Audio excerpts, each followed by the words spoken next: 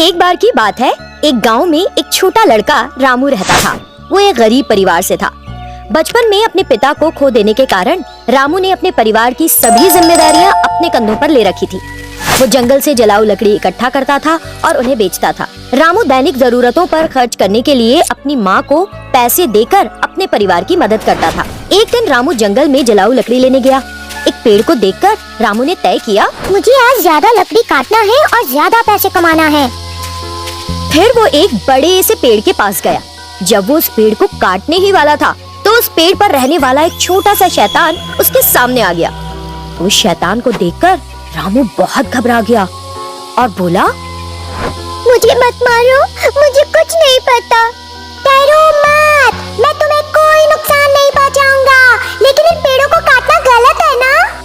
ये छोटे शैतान, मैं इस उम्र में दूसरों की तरह ही खेलना चाहता हूँ, लेकिन मेरे पिता की मृत्यु हो चुकी है। मेरी माँ बीमार रहती है, इसीलिए मैं जलाऊ लकड़ी के लिए पेड़ काटता हूँ और अपने परिवार को खिलाने के लिए पैसे कमाता हूँ।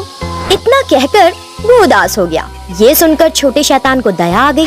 मैं तुम्हें एक गाय दूंगा जो तुमको तुम्हारे परिवार का भरण पोषण करने में मदद करेगी। फिर तुम तुम्हारे दोस्तों के साथ खेल भी सकोगे। बस अब से इस जंगल में पेड़ मत काटना। तुमको किसी को ये नहीं बताना है कि मैंने तुमको गाय दी है। तुरंत वहाँ एक गाय दिखाई दी। तब छोटे शैतान ने गाय को रामू को दे दिया और उसे देखकर रामू बड़ा खुश हुआ। छोटे शैतान, बहुत बहुत धन्यवाद। रामू ने शैतान को धन्यवाद दिया और गाय के साथ घर लौट गया। रामू, तुमको ये गाय कहाँ से मिली? जब मैंने जलाऊ लकड़ी का एक बंडल दिया तो एक बूढ़े व्यक्ति ने मुझे एक गाय उपहार के रूप में दी माँ। उसकी बात सुनकर रामू की माँ को बड़ी खुशी हुई। लगता है भगवान को हम पर दया आई और उस बूढ़े व्यक्ति के रूप में प्रकट हुए। तभी से रामू अपने दोस्तों के साथ खुशी खुशी खेलने लगा।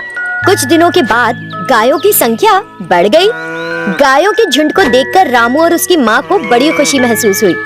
तब रामू ने उस छोटे शैतान के बारे में याद किया जिसने उसे गाय दी थी और सोचा, छोटे शैतान ने हम पर कितना बड़ा उपकार किया था, लेकिन मैं फिर एक बार भी उस छोटे शैतान से मिलने नहीं गया।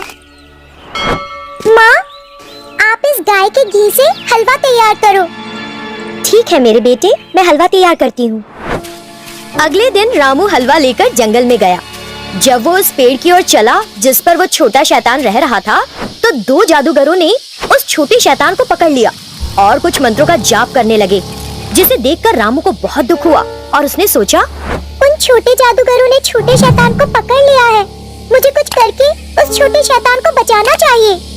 आपने मुझे इस तरह क्यों पकड़ रखा है? मैंने तो किसी को चोट नहीं पहुंचाई। इस तरह छोटे शैतान ने अनुरोध किया, जिसे देखकर रामू ने हलवा एक तरफ रखा और एक लंबी छड़ी ली। फिर उस लंबी छड़ी से उसने दोनों जादूगरों के सर पर वार किया।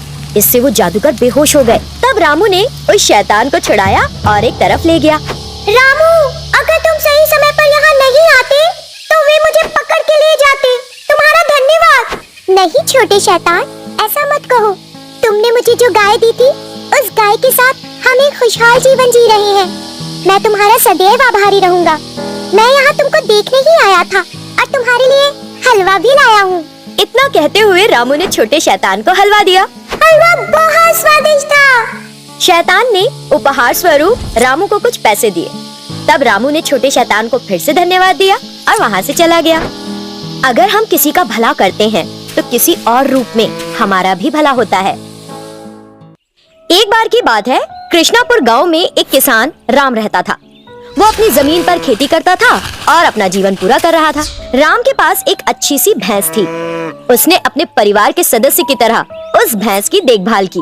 वो भैंस दूध देती थी और राम को अपने परिवार का पेट पालने में मदद करती थी। उस भैंस का दूध स्वादिष्ट भी बहुत था।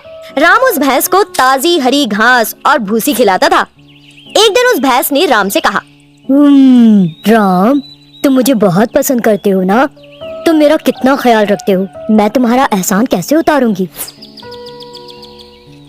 तुम भी तो अच्छा दूध दे रही हो और हमें इतना स्वस्थ बना रही हो। तुम्हारा दूध पीने से मेरे बच्चे इतने मजबूत हैं। इसके अलावा मैं तुम्हारा दूध बेचकर इतना पैसा कमाता हूँ। सब कुछ तुम्हारी वजह से है। एक छोटी सी शैतान उस रास्ते से जा रही थी और उसने उनकी बातचीत सुनी। ओह, क्या ये भैंस इतना स्वादिष्ट दूध देती है? फिर मुझे इस दूध को एक बार पीना चाहिए। ये सोचकर उस समय तो वो शैतान वहाँ से चली गई। अगले दिन शैतान राम के भेष में दिखाई दी और उस भैंस का सारा दूध पी गई। यम्मी, इस भैंस का दूध तो बहुत स्वादिष्ट है। मैंने इतना स्वादिष्ट दूध कभी नहीं पिया। मैं कल फिर से आऊंगी। और फिर वो गायब हो गई। उस भैंस ने सोचा कि राम ने पहले ही दूध ले लिया है और उसके बछड़े को बुलाया। आओ मेरे बछड़े, कुछ दूध लो, तुमको इतनी भूख लगी है ना। तुरंत भैंस का बछड़ा दूध पीने चला आया, लेकिन बछड़ा नहीं पी पा रहा था क्योंकि दूध बचा ही नहीं था। फिर बच्चे ने माँ से कहा, बहुत भूख लग रही है, दूध तो है ही नहीं। राम को मुझसे कोई मतलब नहीं है, सारा दूध ले गया। उसने ऐसा कहा तो भैंस को गुस्सा आ गया। राम को गलत मत कहो, वो बहुत अच्छा इंसान है। आज कुछ रिश्तेदार हैं शायद आए, तो उसने शायद सारा दूध ले लिया। तुम आज घास खाओ और सो जाओ। तो बछड़ा बोला, ठीक है। इस बीच राम हमेशा की तरह दूध लेने के लिए आया। भैंस ने ये देखा तो सोचा, ये क्या है? राम तो फिर आ गया, लेकिन मेरे पास तो अब दूध ही नहीं है। कई रिश्तेदार उसके घर आए हैं शायद, जो थोड़ा बहुत होगा वो दूध लेगा। ये सोचकर राम से बिना कुछ कहे भैंस चुपचाप खड़ी रही। फिर राम ने भैंस का दूध दूहना शुरू किया, लेकिन उसे दूध नहीं मिला। ये क्या है? आज कोई दूध नहीं बचा है? क्या तुमने सारा दूध अपने बछड़े को दे दिया? राम, तुमने कुछ देर पहले ही तो सारा दूध ले लिया ना। मैंने कब दूहा? अभी अभी तो खेत से लौटा हूँ। ये सुनकर भैंस को समझ नहीं आया कि क्या कहे। राम गुस्से में वहाँ से चला गया। तब भैंस ने अपने बछड़े से कहा, अभी थोड़ी देर पहले राम ने मुझसे दूध दूहा था, फिर वो ये क्यों कह रहा है कि वो अभी खेत से आया है? वो छोटी शैतान अगले दिन राम के भेष में फिर आई और सारा दूध पी गई। भैंस ने सोचा ये राम है और सारा दूध दे भी दिया। उस शैतान ने खुशी खुशी सारा दूध पिया और गायब हो गई। हमेशा की तरह राम भैंस का दूध दूहने फिर से आया, लेकिन पिछले दिन की तरह इस दिन भी दूध की एक बूंद भी नहीं बची थी। राम को आ गया गुस्सा और उसने भैंस को एक छड़ी से मार दिया। फिर उस भैंस को डांटा और वहाँ से चला गया। अगले दिन राम ने सोचा, ये भैंस अपने बछड़े को सारा दूध पिला दे रही है। ये सोचकर राम ने उस भैंस के बछड़े को कुछ दूरी पर बांध दिया और खेत में चला गया। अगले दिन शैतान फिर आई, सारा दूध पीकर चली गई। जैसे ही राम घर लौटा, वो भैंस का दूध दूहने के लिए गया, लेकिन दूध आज भी नहीं बचा था। ये क्या हो रहा है? इस भैंस का बछड़ा वहीं बंधा है, फिर दूध कहाँ गया? तुम मेरे पास आए थे ना और दूध दूहकर गए थे। मुझे कुछ नहीं समझ आ रहा है। अभी अभी तो खेत से लौटा हूँ। भैंस भी नहीं समझ पा रही थी कि हो क्या रहा है, लेकिन राम को संदेह हुआ कि कुछ तो गलत हो रहा है और इसे सही करने के लिए सोचने लगा। अगले दिन राम ने कहा कि वो खेत पर जा रहा है, लेकिन वो चुपके से दीवार के पास बैठ गया और उस भैंस को देखने लगा। थोड़ी देर बाद राम ने शैतान को देखा। ओह, तो ये शैतान हर दिन मेरी भैंस का सारा दूध पी जाती है।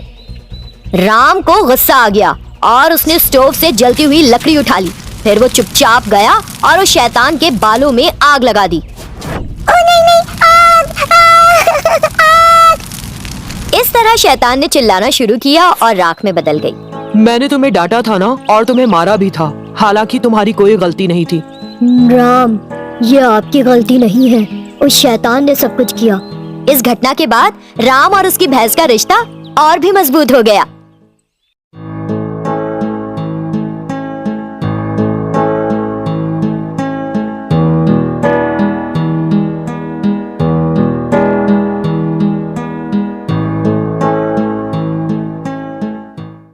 कृपया हमारा चैनल देखें और सब्सक्राइब करें और हाँ, बेल आइकन को टैप करना ना भूलें। Thank you.